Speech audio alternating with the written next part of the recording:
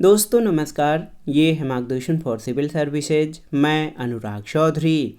दोस्तों, नागरिक शास्त्र अथवा राजनीति विज्ञान के महत्वपूर्ण प्रश्नों के प्रैक्टिस सेट में इस वीडियो में प्रस्तुत है आगामी परीक्षाओं जैसे TGT, PGT, LT grade, government inter college प्रवक्ता, गवर्नमेंट डिग्री कॉलेज, उच्चतर शिक्षा असिस्टेंट प्रोफेसर, केंद्रीय विद्यालय संगठन और नेट जेआरएफ राजनीति विज्ञान के लिए महत्वपूर्ण प्रश्नों का अभ्यास सेट। ये प्रश्न बहुत ही इम्पॉर्टेंट हैं और आगामी परीक्षाओं के लिए अति संभावित हैं। तो आइए शुरू करते हैं नागरिक शास्त्र के महत्वपूर्ण प्रश्नों का प्रैक्टिस सेट। प्रश्नों को सॉल्व करते समय हम उनकी व्याख्या भी करेंगे ताकि आप प्रश्नों को आसानी से समझ सकें और परीक्षाओं में जब ये प्रश्न पूछे जाएं तो उनको सही अटेम्प्ट कर सकें। तो आइए शुरू करते हैं आज का प्रैक्टिस सेट। पहला प्रश्न है, एक कथन है, किसने कहा था कि यदि न्याय का दीप अंधेरे में बुझ जाए तो अंधेरा कितना गहन होगा, इसकी कल्पना नहीं की जा सकती। ऑप्शन है जॉन रॉल्स, लास्की, ब्राइस या गार्नर। तो सही उत्तर ब्राइस हो जाएगा।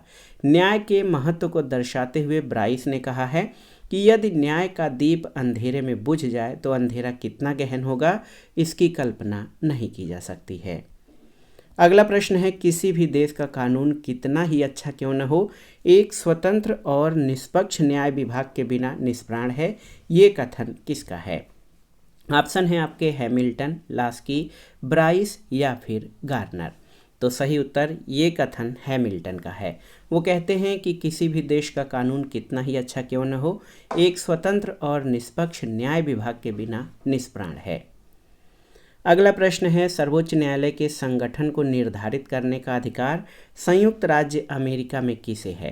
राष्ट्रपति को, प्रतिनिधि सभा को, सीनेट को या कांग्रेस को? तो सही उत्तर ऑप्शन डी, कांग्रेस को। याद रखिएगा दोस्तों, बहुत ही महत्वपूर्ण प्रश्न है।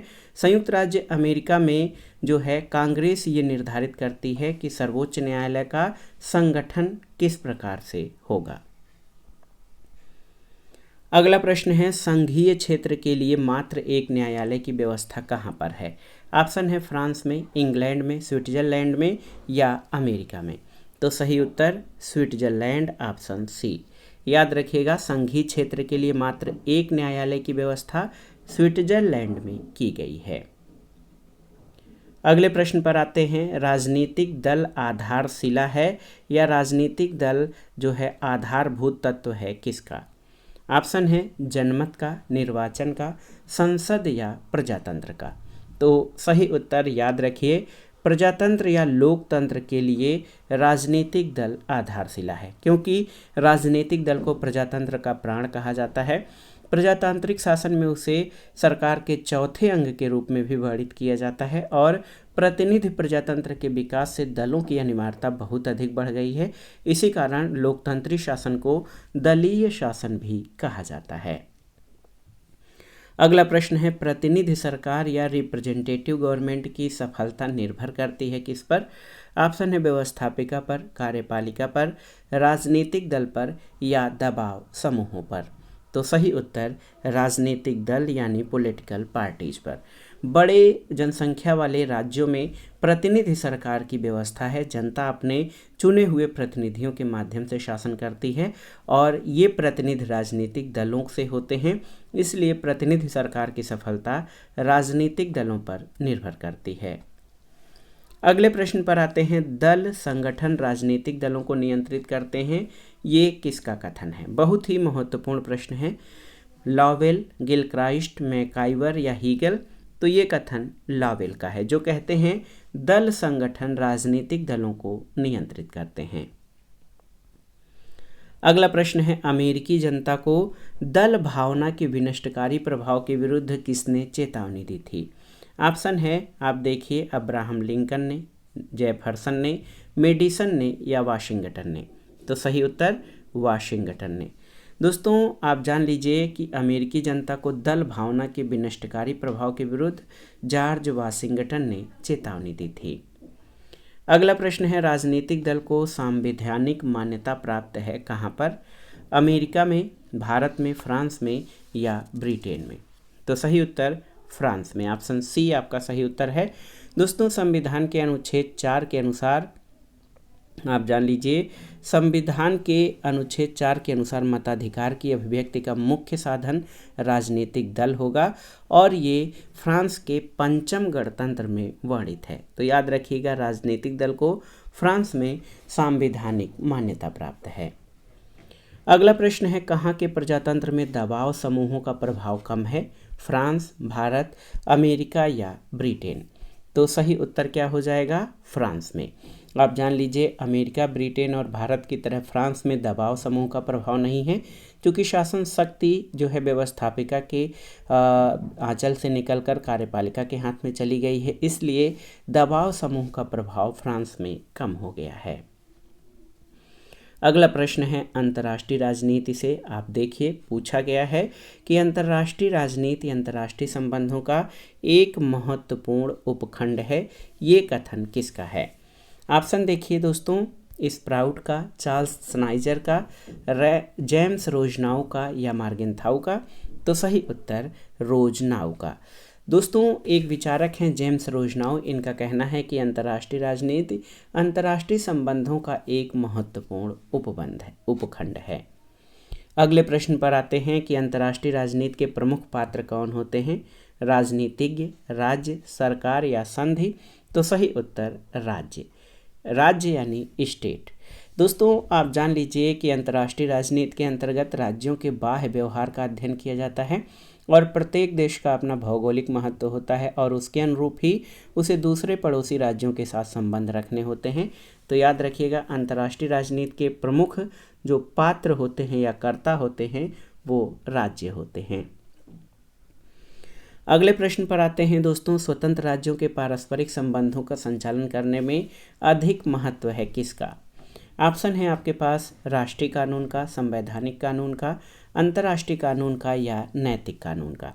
तो सही उत्तर स्वतंत्र राज्यों के पारस्परिक संबंधों का संचालन करने में अंतर्राष्ट्रीय कानून अधिक महत्वपूर्ण होते हैं। जिस प्रकार समाज में व्यक्ति बिना नियमों, कानूनों और रीति रिवाजों के नहीं रह सकता, उसी प्रकार कोई भी राज्य बिना अंतर्राष्ट्रीय नियमों के अन्य राज्यों से अपने विभिन्न प्रकार के संबंध नहीं रख सकता है और अंतर्राष्ट्रीय राजनीति अंतर्राष्ट्रीय कानून के अध्ययन पर बल देने वाला विषय है।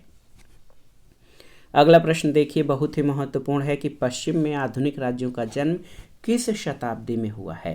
12वीं शताब्दी, 15वीं शताब्दी, 16वीं शताब्दी या 17वीं शताब्दी?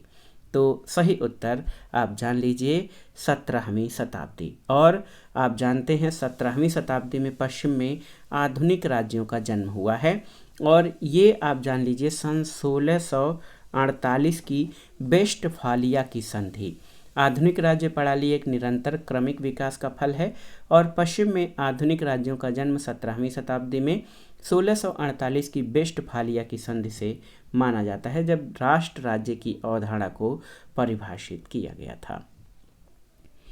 अगला प्रश्न एक महत्वपूर्ण कथन है कि अंतर्राष्ट्रीय राजनीति के विद्यार्थियों के लिए राष्ट्रीयता को समझना वैसा ही आवश्यक है जैसा किसी भवन के सब कमरे में प्रवेश करने के इच्छुक व्यक्ति के लिए एक ऐसी मास्टर कुंजी को पा लेना जिसकी सहायता से वह सब कमरों को खोल सके। ये उक्ति किसकी है? शार्प और कर्क की, ऑस्टिन की, बिस्मार्क या मैजनी की? तो सही उत्तर ये शार्प और क्यर्क या शार्प और कर्क की उक्ति है। दोस्तों, आप जान लीजिए कि वस्तुतः वर्तमान समय में राज्यों के व्यवहारों की व्याख्या अधिकांश रूप में उनकी राष्ट्रीय आशाओं, आकांक्षाओं, महत्वाकांक्षाओं और संघर्ष के रूप में की जा सकती है, आप जानते भी हैं। और आप जान लीजिए ये कथन शार्प और कर्क जो विचारक हैं उनका है। अगला प्रश्न है बहुत ही महत्वपूर्ण कि अंतर्राष्ट्रीय राजनीति को स्वयं में साध्य न मानकर एक साधन मानते हैं कौन? यथार्थवादी, आदर्शवादी, व्यक्तिवादी या समाजवादी? तो सही उत्तर आदर्शवादी। दोस्तों, आप जान लीजिए कि अंतर्राष्ट्रीय राजनीति का आदर्शवादी या आइडियलिस्टिक अप्रोच राजनीतिक नैतिकता, अंतर्राष्ट्रीय लोकमत, विश्व संघवाद, विश्व सरकार के आदर्श के साथ बंधा है। ये शांति और न्यायपूर्ण विश्व व्यवस्था में विश्वास रखता है। अगले प्रश्न पर आते हैं। शक्ति के नाम से लक्षित स्वार्थों का विचार ही वह प्रमुख मार्गदर्शक है जो अंतर्राष्ट्रीय राजनीति के क्षेत्र में यथार्थ का पथ प्रदर्शन करता है। ये कथन किसका है? मार्गेंथाउ, रॉबर्ट टकर, स्टैनले हॉफमैन या क्विंसी राइट? तो सही उत्तर ये कथन मार्गेनथाउ का है और मार्गेनथाउ अंतर्राष्ट्रीय राजनीति को शक्ति संबंधों के रूप में परिभाषित करते हैं। अगला प्रश्न है, भारत के उत्तर पूर्वी सीमांत तथा लद्दाख के मोर्चे पर एक पक्षी बड़े पैमाने पर चीन ने कब आक्रमण किया था? तो ये तिथि याद रखिएगा, 20 अक्टूबर 1962 को। 20 अक्टूबर 1962 को चीन ने भारत पर एकाएक आक्रमण किया और 21 नवंबर 1962 को एक पक्षी युद्ध विराम कर दिया। चीन का उद्देश्य था भारत की निर्बलता को जगत प्रसिद्ध करना और अपनी धाक जमाना। अगला प्रश्न देखिए, बहुत ही महत्वपूर्ण है। आप देखिए, अंतर्राष्ट्रीय संबंधों का संचालन विदेश नीति के होता है, विदेश नीति के द्वारा, जिसे सही ढंग से लागू कौन करता है? अर्थनीति, युद्ध नीति, कूटनीति या शिक्षा नीति? तो सही उत्तर है विदेश नीति को लागू करने वाला कारक कूटनीति या डिप्लोमेसी है। किसी राष्ट्र के वैदेशिक मामलों का उनके कूटनीतिज्ञों द्वारा संचालन करना राष्ट्रीय शक्ति के लिए शांति काल में उतना ही महत्व है जितना कि युद्ध के समय राष्ट्रीय शक्ति के लिए सैनिक नेतृत्व का। तो याद रखिएगा, अंतर्राष्ट्रीय संबंधों का संचालन विदेश नीति का होता है, विदेश नीति द्वारा, जिसमें कूटनीति का बहुत महत्व स्थान है। अगला प्रश्न है, किसी एक शक्ति के साथ गुटबद्ध हो जाने का मतलब ये है कि हम अपना मत त्याग रहे हैं, उस नीति को भी छोड़ रहे हैं जिसका हम अनुसरण करते हैं। यह किन की युक्ति है? ऑप्शन है वी के कृष्ण मेनन, महेंद्र जैन, पंडित जवाहरलाल नेहरू या वल्लभ भाई पटेल की? तो सही उत्तर ये कथन भारत के प्रथम प्रधानमंत्री और गुट निरपेक्षता के प्रारंभकर्ता जो है पंडित जवाहरलाल नेहरू का है। दोस्तों, आप जान लीजिए कि जवाहरलाल नेहरू ने कहा था किसी एक शक्ति या महाशक्ति के साथ गुटबद्ध हो जाने का मतलब ये है कि हम अपना मत त्याग रहे हैं, उस नीति को भी छोड़ रहे हैं जिसका हम अनुसरण करते हैं। अगला प्रश्न है, भारत और चीन सीमा विवाद को हल करवाने के ध्येय से म्यांमार, कंबोडिया, श्रीलंका, घाना, इंडोनेशिया और संयुक्त अरब गणराज्यों के प्रतिनिधियों ने श्रीलंका की राजधानी कोलंबो में कब से कब तक सम्मेलन किया था? तो सही उत्तर है 10 दिसंबर से 12 दिसंबर 1962 तक जो है भारत चीन सीमा विवाद को हल करवाने के उद्देश्य से कोलंबो में ये सम्मेलन हुआ था। अगला है कि 31 वर्ष के बाद चीन के प्रधानमंत्री ली फंग ने एक उच्च स्तरीय दल के साथ 7 दिवसीय यात्रा पर किस तिथि को ये भारत आए थे?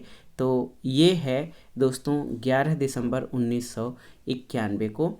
और आप जान लीजिए कि इस यात्रा के दौरान भारत और चीन के मध्य 3 समझौते हुए थे, जिसमें प्रथम संघाई मुंबई वाणिज्य दूतावास खोलने के लिए, दोनों देशों के बीच सीमा व्यापार शुरू करने के लिए और चीन और भारत के अंतरिक्ष अनुसंधान, विज्ञान और तकनीकी क्षेत्र में पारस्परिक सहयोग के लिए। अगला है पुराना प्रश्न है लेकिन देख सकते हैं, भारत के राष्ट्रपति आर वेंकट रमन चीन के राष्ट्रपति यांग शांगकुन के निमंत्रण पर 6 दिवसीय सरकारी यात्रा पर कब गए थे चीन?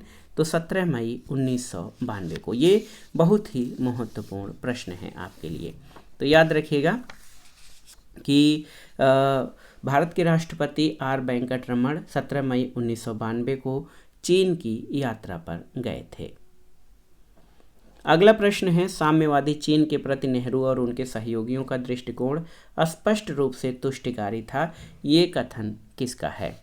ऑप्शन है विंसेंट सियन, पामर, वीपी दत्त या नांगपिंग नान का। तो सही उत्तर है पामर।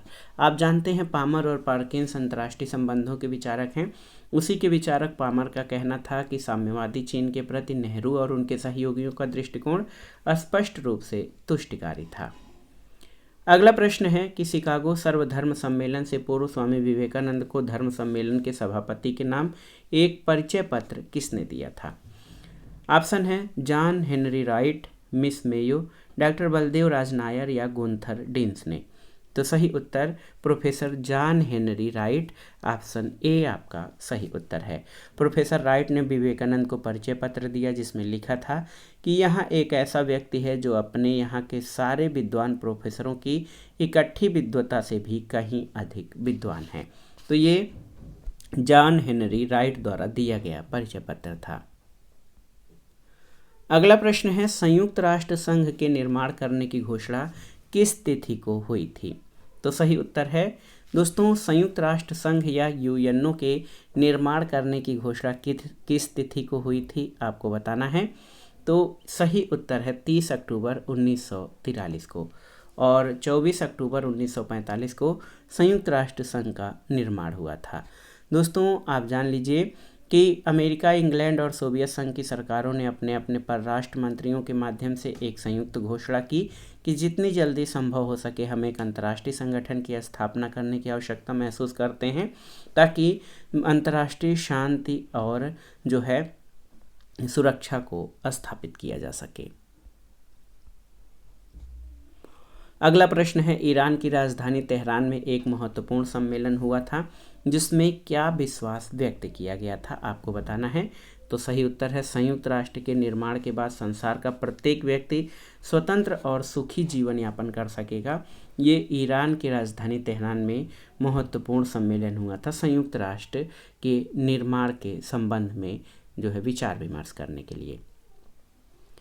अगला प्रश्न है, संयुक्त राष्ट्र की रूपरेखा का निर्माण करने के लिए बड़े बड़े राष्ट्रों के प्रतिनिधियों का सम्मेलन कब से कब तक चला था, आपको बताना है। बहुत ही महत्वपूर्ण प्रश्न है। तो सही उत्तर है 21 अगस्त 1944 से 7 अक्टूबर 1944 तक। दोस्तों याद रखिएगा कि ये सम्मेलन जो है 21 अगस्त 1944 से 7 अक्टूबर 1944 तक चला था। इसमें ये स्वीकार किया गया कि संयुक्त राष्ट्र का कार्यक्षेत्र केवल अंतर्राष्ट्रीय शांति और सुरक्षा बनाए रखने तक सीमित न रखा जाए, बल्कि उसका कार्य आर्थिक और सामाजिक प्रश्नों पर अंतर्राष्ट्रीय सहयोग को भी बढ़ावा देना होना चाहिए। अगला प्रश्न है, किसकी रिपोर्ट पर सदस्य देशों को महासभा से निलंबित भी किया जा सकता है। ऑप्शन है आर्थिक और सामाजिक परिषद, अंतर्राष्ट्रीय न्यायालय, सुरक्षा परिषद या फिर न्याय परिषद। तो सही उत्तर सुरक्षा परिषद या सिक्योरिटी काउंसिल। आप जान लीजिए कि सुरक्षा परिषद जो है ये बहुत ही महत्वपूर्ण है संयुक्त राष्ट्र में, और महासभा विश्व की लघु संसद, विश्व की संसद भी कहा जाता है क्योंकि इसमें सभी सदस्य देशों के प्रतिनिधि रहते हैं। लेकिन सुरक्षा परिषद की रिपोर्ट पर सदस्य देशों को महासभा से निलंबित भी किया जा सकता है। अगला प्रश्न है, संयुक्त राष्ट्र संघ में साम्यवादी चीन की सदस्यता का प्रश्न क्या स्पष्ट संकेत देता है। तो सही उत्तर है सदस्यता का प्रश्न एक राजनीतिक प्रश्न है। आप जान लीजिए लंबे समय तक अमेरिका ने चीन की साम्यवादी सरकार को मान्यता नहीं दी और राष्ट्रवादी चीन को ही चीन की कानूनी सरकार मानता रहा। जब कभी चीन की सदस्यता का सवाल सुरक्षा परिषद में हुआ तो अमेरिका ने वीटो का प्रश्न उठाया था। तो इसलिए कहा जाए साम्यवादी चीन की सदस्यता का प्रश्न जो है ये सदस्यता का प्रश्न एक राजनीतिक है, ये संकेत देता है। अगला प्रश्न है, अंतर्राष्ट्रीय न्यायालय यानी इंटरनेशनल कोर्ट ऑफ जस्टिस की स्थापना कब हुई थी। तो सही उत्तर आपका हो जाएगा 3 अप्रैल 1946, ऑप्शन ए। दोस्तों याद रखिएगा अंतर्राष्ट्रीय न्यायालय की स्थापना नीदरलैंड के द हेग में 3 अप्रैल 1946 को हुई थी और अंतर्राष्ट्रीय न्यायालय का संविधान 70 अनुच्छेदों में है। इसमें न्यायालय के अधिकार, अधिकार क्षेत्र, कार्य संचालन के नियम आदि सभी आवश्यक बातें दी हुई हैं। तो याद रखिएगा अंतर्राष्ट्रीय न्यायालय जो कि संयुक्त राष्ट्र संघ का एक अंग है, इसकी स्थापना 3 अप्रैल 1946 को हुई थी। ये द हेग नीदरलैंड में स्थित है। अगले प्रश्न पर आते हैं, वर्तमान समय में लोक प्रशासन व्यवहारिक रूप से हमारे समस्त जीवन और कार्यों पर आच्छादित हो चुका है तथा हमारी सदस्यता का, हमारी सभ्यता का मूलाधार बन गया है। ये कथन किसका है? प्रोफेसर डोनहम का, डिमाक का, वाल्डो का या एल डी वाइट का? तो सही उत्तर ये डिमाक का कथन है। दोस्तों ये माना जाता है कि समाज में संगठन और एकता स्थापित करने में लोक प्रशासन बहुत ही महत्वपूर्ण है और ये सामाजिक ढांचे को स्थिरता प्रदान करता है। यदि ऐसा न हो तो समाज का ढांचा छिन्न भिन्न हो जाएगा, इस कारण पूरी सभ्यता भी नष्ट हो सकती है। अगला प्रश्न है, लोक प्रशासन क्या है? तो बहुत ही महत्वपूर्ण प्रश्न है, आपसे पूछा गया है कि लोक प्रशासन क्या है। तो लोक प्रशासन सार्वजनिक उद्देश्य के लिए सरकार द्वारा संगठित प्रयास है। ये ऑप्शन ए आपका सही उत्तर है। अगला प्रश्न है, 7 अक्षरों में समाहित लोक प्रशासन के विषय क्षेत्र को किसने स्पष्ट किया था? पिफनर, डी व्हाइट, बिलोबी या लूथर गुलिक। तो सही उत्तर लूथर गुलिक ने 7 अक्षरों में समाहित लोक प्रशासन के विषय क्षेत्र को स्पष्ट किया था, जिसको पोस्ट कार्ब कहा जाता है। अगला प्रश्न है, लोक प्रशासन में किस तत्व का केंद्रीय महत्व है, आपको बताना है। बहुत ही महत्वपूर्ण प्रश्न है कि लोक प्रशासन में किस तत्व का केंद्रीय महत्व है। ऑप्शन है ईश्वरीय तत्व, नैतिक तत्व, मानवीय तत्व या मनोवैज्ञानिक तत्व। तो याद रखिएगा, लोक प्रशासन में मानवीय तत्व का बहुत ही महत्वपूर्ण है। लोक प्रशासन शब्द पब्लिक एडमिनिस्ट्रेशन का हिंदी अनुवाद है। पब्लिक का अर्थ जो है ये एक तरह से जनता या सरकार से है, और एडमिनिस्ट्रेशन का अर्थ लोगों की देखभाल करने से है। अगला प्रश्न एक महत्वपूर्ण कथन है। आप देखिए कि यदि हमारी सभ्यता असफल हो जाती है तो ये मुख्य रूप से इस कारण होगा कि प्रशासन का पतन हो गया है। ये कथन किसका है? तो ये लोक प्रशासन से संबंधित कथन प्रोफेसर डोनहम का है। इन्होंने कहा है यदि हमारी सभ्यता विफल होती है तो इसका कारण होगा कि प्रशासन का पतन हो गया है। अगला प्रश्न है, किस देश में अवरोध और संतुलन यानी चेक एंड बैलेंस के सिद्धांत द्वारा व्यवस्थापिका का नियंत्रण कार्यपालिका पर रहता है, आपको बताना है। तो सही उत्तर संयुक्त राज्य अमेरिका, ऑप्शन सी आपका सही उत्तर है। दोस्तों, अमेरिका में राष्ट्रपति द्वारा की गई संधि या समझौते को कांग्रेस के 2/3 बहुमत की स्वीकृति जरूरी है। राष्ट्रपति जिन संघीय पदाधिकारियों की नियुक्ति करता है उनका अनुमोदन सीनेट के द्वारा होना आवश्यक है, और प्रशासकीय नियंत्रण की अंतिम संवैधानिक शक्ति कांग्रेस में निहित है, न कि राष्ट्रपति में। इसी कारण कहा जाता है कि संयुक्त राज्य अमेरिका में अवरोध और संतुलन के सिद्धांत द्वारा व्यवस्थापिका का नियंत्रण कार्यपालिका पर होता है। अगला प्रश्न है, मुख्य प्रशासक या चीफ एडमिनिस्ट्रेटर का सबसे महत्वपूर्ण कार्य क्या है, आपको बताना है। तो सही उत्तर प्रशासकीय नीति का निर्धारण। दोस्तों याद रखिएगा, मुख्य प्रशासक नीति क्रियान्वयन के सिलसिले में सामान्य रूपरेखा को विस्तृत रूप देता है, और इस कार्य में वह नियमों और उपनियमों की रचना करता है। अगला प्रश्न बहुत ही महत्वपूर्ण है। आपसे पूछा गया है कि संगठन सत्ता का औपचारिक ढांचा है जिसके द्वारा किसी निर्धारित लक्ष्य की प्राप्ति के लिए कार्यों को विभाजित और निर्धारित किया जाता है और उसका समन्वय किया जाता है। ये कथन किसका है? ऑप्शन है उर्विक का, ग्लैडन का, जे.डी. मूने का या लूथर गुलिक का। तो सही उत्तर प्रसिद्ध प्रशासनिक चिंतक लूथर गुलिक का कथन है कि संगठन सत्ता का औपचारिक ढांचा है जिसके द्वारा किसी निर्धारित लक्ष्य की प्राप्ति के लिए कार्यों को विभाजित और निर्धारित किया जाता है और उसका समन्वय किया जाता है। अगला प्रश्न है, औपचारिक संगठन का आधार क्या है? बहुत ही महत्वपूर्ण प्रश्न है। औपचारिक संगठन का आधार क्या है? मनोवैज्ञानिक सिद्धांत, यांत्रिक या परंपरावादी सिद्धांत, मानवीय सिद्धांत या नैतिक सिद्धांत। तो सही उत्तर ऑप्शन बी हो जाएगा, यांत्रिक और परंपरावादी सिद्धांत ये औपचारिक संगठन का आधार है। इसी तरह एक प्रश्न है कि अनौपचारिक संगठन या इनफॉर्मल जो ऑर्गेनाइजेशन है उनका आधार क्या है? तो सही उत्तर मानवीय सिद्धांत। और अनौपचारिक संगठन पर आधारित है जो एल्टन मेयो का मानव संबंध सिद्धांत। दोस्तों आप जान लीजिए कि ये अनौपचारिक संगठन का आधार है जो कि मानवीय सिद्धांत और अंतः संबंधों पर आधारित होता है। अगला प्रश्न है, प्रशासकीय संगठन का महत्वपूर्ण तरीका क्या है? ये बहुत ही महत्वपूर्ण प्रश्न है। आदेश की एकता, नियंत्रण का विस्तार क्षेत्र, आदेश की अवहेलना या पद सोपान। तो सही उत्तर पद सोपान या हायरार्की प्रशासकीय संगठन का महत्वपूर्ण तरीका है। अगला प्रश्न है दोस्तों, नियंत्रण का विस्तार या स्पैन ऑफ कंट्रोल किसी उद्यम के मुख्य निष्पादक तथा उसके मुख्य साथी कार्यक्रमों के बीच सीधे और स्वाभाविक संचार की संख्या और क्षेत्र से है। ये कथन किसका है? तो ऑप्शन है लूथर गुलिक, जॉन डी मिलेट, डिमार्क या ए.बी. ग्रेक्यूनस। तो सही उत्तर ये कथन मार्शल ई डिमार्क का है। डिमार्क का कथन है कि नियंत्रण का विस्तार किसी उद्यम के मुख्य निष्पादक और उसके मुख्य साथी कार्यक्रमों के बीच सीधे और स्वाभाविक संचार की संख्या और क्षेत्र से है। अगला प्रश्न है संगठन की एकीकृत व्यवस्था का अच्छा उदाहरण क्या है। ऑप्शन है देखिए भारत, जापान, अमेरिका या रूस। तो सही उत्तर भारत। आप जान लीजिए कि बहुत ही महत्वपूर्ण प्रश्न है। प्रशासन में संगठन की एकीकृत या इंटीग्रेटेड व्यवस्था का अच्छा उदाहरण भारत है। प्रशासन की वास्तविक शक्ति प्रधानमंत्री सहित मंत्रिपरिषद में है भारत में, और ये मंत्री प्रशासन के सभी विभागों पर नियंत्रण रखते हैं और समान प्रशासनिक उद्देश्यों की पूर्ति के लिए टीम भावना से कार्य करते हैं। अगला प्रश्न है संगठन में केंद्रीकृत व्यवस्था का सर्वोत्तम उदाहरण कहाँ है। भारत, फ्रांस, कनाडा या ऑस्ट्रेलिया। तो सही उत्तर क्या हो जाएगा, फ्रांस में, ऑप्शन बी। याद रखिएगा संपूर्ण देश में फ्रांस को वहाँ के डिपार्टमेंट में वोट दिया गया है।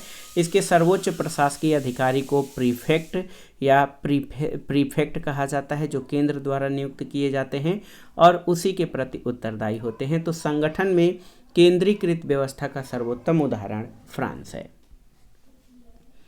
अगला प्रश्न बहुत ही महत्वपूर्ण है कि सत्ता का प्रत्यायोजन या डेलीगेशन का अर्थ दूसरों को केवल कर्तव्य सौंपने से कुछ अधिक होता है।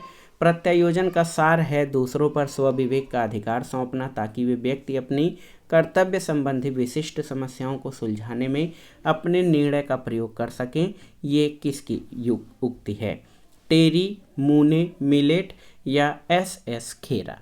तो सही उत्तर ये मिलेट का कथन है सत्ता के प्रत्यायोजन के संबंध में। अगला प्रश्न है दोस्तों, लूथर गुलिक ने विभागीय संगठन के कितने आधारों को स्वीकार किया है, 3, 2, 4 या 5। तो सही उत्तर 4 आधार, ऑप्शन सी। दोस्तों लूथर गुलिक ने संगठन के 4 आधार माने हैं, उद्देश्य, प्रक्रिया, व्यक्ति और क्षेत्र। चूंकि ये चारों शब्द अंग्रेजी के पी अक्षर से शुरू होते हैं, पर्पज, प्रोसेस, पर्सन और प्लेस, इसलिए इसे 4P भी कहा जाता है। अगला प्रश्न है प्रशासनिक संरचना की मौलिक इकाई को क्या कहा जाता है, क्षेत्र, प्रक्षेत्र, विभाग या अंग। तो सही उत्तर है प्रशासनिक संरचना की मौलिक इकाई को विभाग कहा जाता है। दोस्तों विभाग पर प्रशासकीय कार्यों का पूर्ण उत्तरदायित्व रहता है। प्रशासकीय पद सोपान में मुख्य कार्यपालिका के बाद विभाग का नाम आता है। अगला प्रश्न बहुत ही महत्वपूर्ण है, भारत में विभागीय संगठन के कितने सोपान हैं आपको बताना है। तो उत्तर है 3 सोपान, ऑप्शन ए। कौन कौन, तो आप जान लीजिए भारत में जो विभागीय संगठन है, प्रथम सोपान का अध्यक्ष मंत्री होता है, दूसरे सोपान का सचिवालय संगठन होता है, इसमें हर विभाग का अध्यक्ष सचिव होता है, और तीसरे सोपान में मंत्रालय से संबद्ध विभाग हैं जिसका मुख्य अधिकारी महानिरीक्षक या महासंचालक होता है। अगला प्रश्न है सरकार लोक निगम सरकारी सत्ता द्वारा निर्मित एक संयुक्त निकाय है जिसकी शक्तियां और कार्य परिभाषित होते हैं और जो आर्थिक रूप से स्वतंत्र होता है। ये किसने कहा था, ऑप्शन है रॉबसन, अर्नेस्ट डेविज, पिफनर या डिमाक। तो सही उत्तर है ये अर्नेस्ट डेविज का कथन है। अगला प्रश्न है भारत में लोक निगमों का इतिहास कब से शुरू हुआ आपको बताना है। तो सही उत्तर 1934 से। दोस्तों 1934 में पहली बार ब्रिटिश शासन ने यहाँ रिजर्व बैंक की स्थापना की। चूँकि अंग्रेज निगम प्रणाली को प्रोत्साहित करना नहीं चाहते थे, इसलिए 1947 तक आज़ादी के समय तक रिजर्व बैंक के अलावा कोई और दूसरा निगम स्थापित नहीं किया गया था। अगला प्रश्न है लोक निगम को कौन संगठित करता है, संसद, मंत्रिमंडल, राष्ट्रपति या न्यायपालिका। तो सही उत्तर है लोक निगम को संसद संगठित करता है। अगला प्रश्न है लोक निगम की सबसे प्रमुख ज्वलंत समस्या क्या है। ऑप्शन है नीति संबंधी मामलों और दिन प्रतिदिन के प्रशासन में अंतर, संसदीय नियंत्रण के नाम पर विभागीय मंत्रियों का हावी होना, स्वायत्तता और उत्तरदायित्व में संतुलन या निजी उद्योगों के साथ प्रतियोगिता। तो सही उत्तर लोक निगम की सबसे प्रमुख समस्या स्वायत्तता और उत्तरदायित्व में संतुलन करना है। अगला प्रश्न बहुत ही महत्वपूर्ण प्रश्न है, आप देखिए यहाँ पर पूछा गया है कि ब्यूरो विभाग का प्रमुख आंतरिक इकाई है, इसका प्रधान संगठन के प्रति उत्तरदायी होता है, उसके निर्देशन में कार्य करता है। ब्यूरो का ढांचा एक रूप होता है जिसका निर्माण एक कार्य या संबद्ध कार्यों के लिए किया जाता है। ये प्रशासन की एक कार्यकारी इकाई होता है और विभाग समन्वयकारी साधन होता है। ये कथन किसका है आपको बताना है। तो ये एल.डी. वाइट का कथन है ब्यूरो और विभाग के बारे में।